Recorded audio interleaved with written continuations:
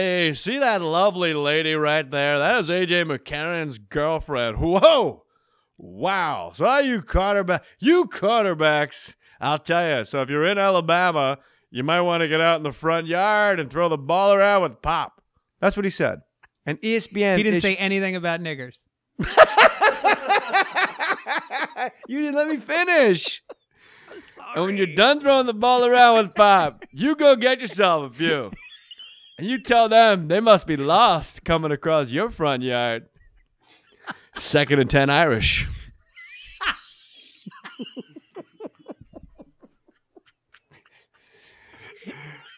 Golson runs left, 1 yard maybe if they give it to him. Might be back at the line of scrimmage. She is really something. She was Miss Alabama. She went to Auburn, but that's okay.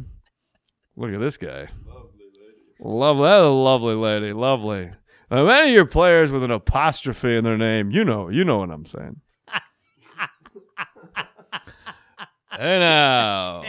Hey now. You know what that sign says? Applesauce. No. The Irish.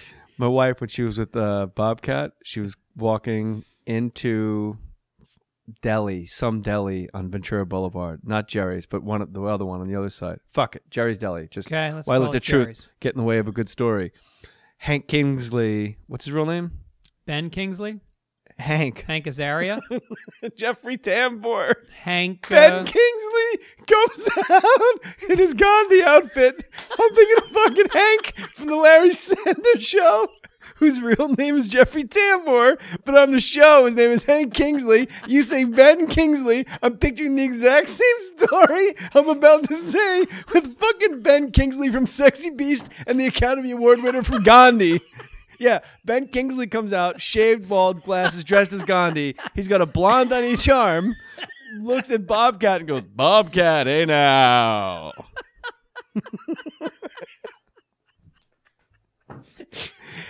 Jeffrey Tambor is walking out of Jerry's Deli, okay? He has a blonde under each arm. Yeah. Bobcat's walking in with a 19-year-old Nikki Cox. Oh, shit. And as they pass each other, these two bald, odd-looking guys to just kind of pause. And Jeffrey Tambor, without saying it literally, just goes, Bobcat, hey now. Like, look what we got. We're fucking weird-looking dudes. And we pulled some serious chicks here. That's like getting the thumbs up from Johnny after doing a set on The Tonight Show. Getting no, him to it's like say, getting hey the thumb. now?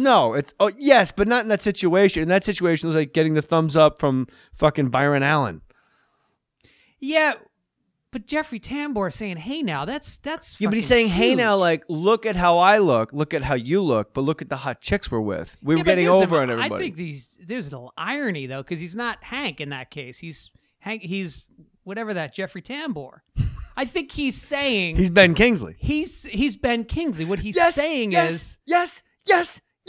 Sexy Beast? Yes. That's got to go on the show. So Ben Kingsley, write that down for me. Oh, man. Just write Ben Kingsley, yes, exclamation point. But don't you think that... I don't know. I don't really think he know. had sex with my wife. Ben Kingsley? What about...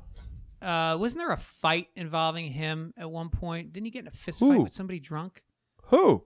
Jeffrey Tambor? Oh, I have no idea. YouTube it. You'll find a fight. He fought somebody.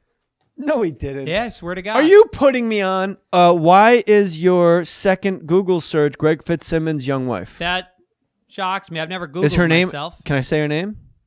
My wife's name? Will you say it? I don't. My wife's Erin. Yeah, Erin. Is she a photographer? Nope. All right. There's an Erin Fitzsimmons that's like an incredible photographer, and that's not your wife. She can't. She literally can't even take a picture with the iPhone. But there is a Greg Fitzsimmons who is like, there's one other Greg Fitzsimmons who shows up. Maybe he's married to the on photographer he lady. Must be married to the photographer because I think he's like a poet. He's something annoying. There's no Jeffrey. Let's. You know what? There's no Jeffrey Tambor Greg fight. Fitzsimmons fucked me. My name, nobody remembers it. Jay Mohr, you remember it. You can play with it. You get more stories. It's not the Fitzsimmons, it's the Greg, because people always get the Craig and the Greg confused. Not only that, but Fitzsimmons. People think it's Simmons. Or Fitzgerald. They Fitzpatrick. It's racist. And so I was in Boston. Excuse me? It's racist. What? It's racist. People just confuse all Irish names together. They don't. Oh, really? It's like calling a black guy whose named Washington, calling him Lincoln. or Kennedy, or just any black presidential president name, Yeah, except Obama. yeah. That would be most racist. Like, hey, Obama, why don't you come on over here and help me out with my luggage? That's gonna be the next thing. I've never heard a racist invoke Obama's name. That's next. That'd it be great. Started here. When you're talking to a sky cap at LAX, right. like, hey, Obama, you forgot the duffel. What, you don't do it like this? Nick Kroll. You ever had Nick Kroll on? No, can you He's get him in? Funny motherfucker. Because I had a great time doing your podcast. Yeah, that was great. And it's the same as now. It's just two guys that have never not known each other. It's like we grew up together. And there's no host. That's the same thing when you came on mine. There were moments where I was like, wait, who's hosting this show? You were asking me questions. I'm on here asking you questions. I always said when I started the podcast and I did like a little bit of press, I said, if you're just like comics or you and your buddies smoke a joint and drive to Vegas, like past Bakersfield, what you talk about there, yeah, that's what the podcast should be. Right. Just now without the pot. Well, Rogan will do 3 hours, and usually he always says the best part is the second half. He's got the most dedicated followers. Rogan, yeah, his ever. Because Maron is so content driven. Every single time Maron puts WTF up, there is an absolute new person. It's either Mojo Nixon or it's Jeffrey. You mean his guests? Yeah, it's like a new or all the he's been. It's Carrot Top. It's Tommy. Yeah. He doesn't it's have Gallagher. a sidekick or No, and he just probes and probes and probes and like. Yeah. But every single one is different. And Corolla, it's like a radio show and it's daily, and every single one is different. And a little bit of bells and whistles, not really. Bald Brian on sound. News. You've been the news with Allison. Yeah. And but Rogan is like literally for 4 hours. They'll talk about like, well, what if there are robots? Can you put human emotion in a robot? Yeah. No, you can only do human emotion that you put in the robot. Yeah. And it just goes on, and you're like, it's the most dedicated following ever. And you know what's amazing about Joe as a host, and I've noticed this, is that he doesn't ever negate anything. Like the first rule of improv is never deny, never say no. And he'll have people on that like sometimes will just say some stupid shit. He'll have on like just some comic who's just not, maybe they get nervous and they overtalk and he never shits on them necessarily, like moves on. He deals with it. He addresses it like, wait, what do you mean by that? What are you talking about? He's not throwing him any rope, but at the same time, it's like there's never like the way a broadcaster will just chop the fat, move on, whatever. He just sort of indulges every moment that's happening, good or bad. Right. And it just goes on. So I think that people get hooked into that. It's just hyper realism. Yeah. Whereas Corolla is, set up, sting, news. One thing about Corolla, though, and I know you will most likely agree with me because you've been on so many times, we know are comics. We know comics and their wives and a couple outlying friends of the comics, right? Yeah. Like now Maddie. You know what I mean? Who's funny. Like him.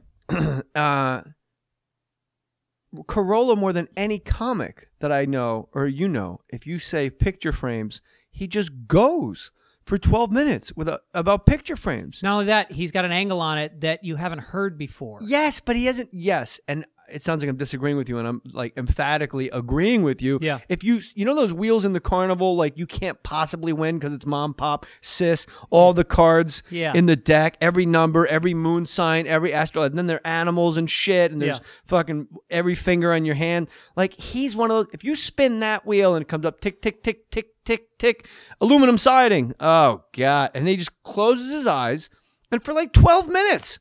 And he's had a job doing whatever it is. Wiffle ball bats. I worked at a plastics factory. Blah, blah, blah. And he just goes. I've never seen anything like it. I've never seen anything like it either. And he wasn't like a comic first. He was like a construction guy and a boxer. He was like a great boxer. Boxing's what he does best. Yeah. He always says, and I've seen him fight.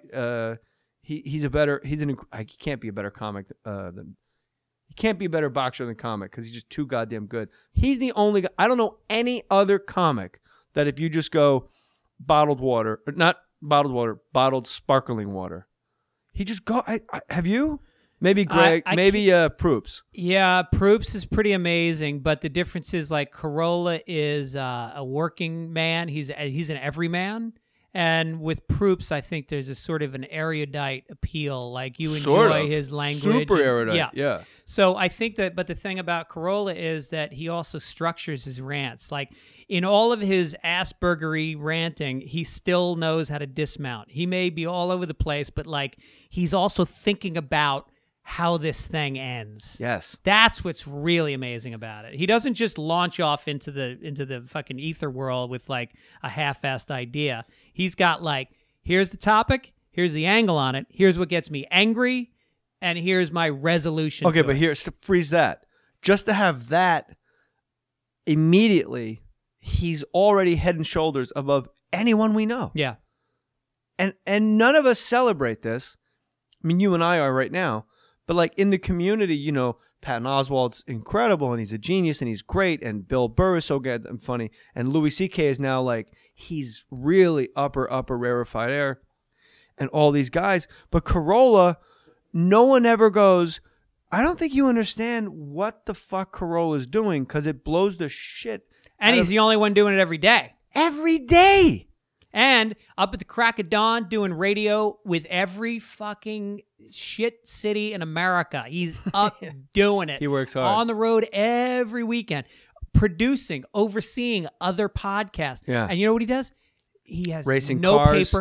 paper, Right. no day runner. He just shows up when he's supposed to, starts, does the next thing. And you know from being over there, they say when he's off mic, when Adam Carolla's podcast stops, it's just more of that until he goes home. And he's probably in the car, whoever he's talking to in the phone in the car. Oh, I go to gigs with him. You know, he'll bring me out on the road. We'll go do like Irvine or Ontario and get in the car. And I go, I'm turning my microphone on. And I do a podcast with him on the way to his podcast when I go on his. And then I do another one on the way home. That's the way to do it, home and away. It's fucking great. Ours were 3 months, 8 months apart. We found out we're neighbors and we're doing this shit like we're long lost lovers here, you and I. I'd like to think that this is a garage I'm going to get used to. Yeah, bro. You're going to spend some time and I lowered the rim for you, man. You got 2 rims. No, this rim right here. Is that you talking about homosexual rape again? Nice. No, just farting out of it. You ever put the mic on your asshole when you fart? All the time. On this show? All the time.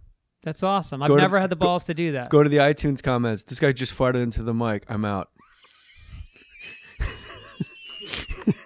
That's what Brian Callen did too. Sometimes people nail it in the comments. I'm out. I love when people nail it like that. I'm out of here. Yeah. This guy, all he does is interrupt and turn it around about himself. And I want to log. You can't really complain about the comment on that board, Hey. but it's also like it's my podcast. It's kind of my job to just steer shit and talk about stories in my life, and then I'm a guest. Whatever.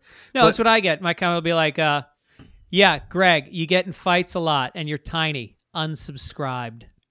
Talk about yourself a little more. Unsubscribe. It's the fucking Greg Fitzsimmons podcast. That's all I can do.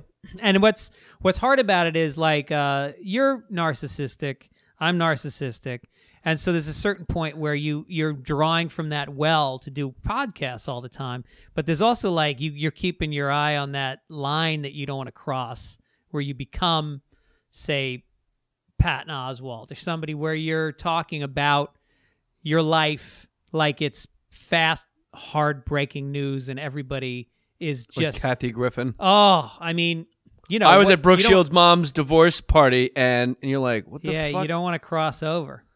Hey. The thing with Carolla, going back to it, I always picture in my mind when he's talking a steam engine, like a train, and he's laying down the tires. Like a Chinaman, tracks. Yeah, he's laying down the track and the bolts, but he's only like 2 railroad ties ahead at any given time. Right. So that's where the angst comes in. Right. But he's the genius that knows mathematically exactly how many railroad ties he has and when to wrap that shit up, just like you said. Yeah. Like that's the thing with picture frames. I got 3, 2, and I guess that's why they're square. And then he's done, and you're like, what? Listen. Let's not fucking romanticize Carolla here. Both of us are fine podcasters, and right now I'd like to issue a challenge. Yes, We'll each give each other a topic, or no, you give us a topic, and we'll each do a Carolla-style rant to end out your podcast. All right. Who goes first? Rock, paper, scissors. All right. 1, 2, 3. I got scissors. Yeah, all right, so I'll go first. Wait, no, I just won.